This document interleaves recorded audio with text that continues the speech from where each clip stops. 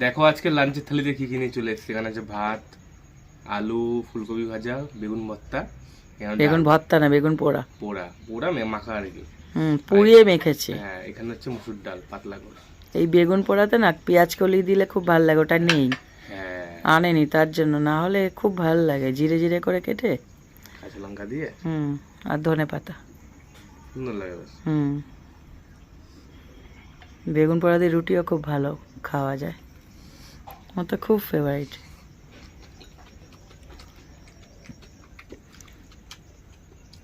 আজকে মসুর ডালটাকে ইয়ে দিয়ে করেছি, পেঁয়াজ। হ্যাঁ, পেঁয়াজ দিয়ে ভালো লাগে, পাতলা করে। পকোড়া হলেও ভালো হতো।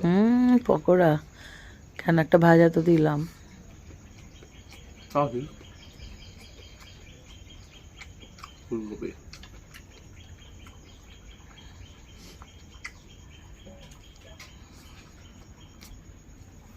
বলতো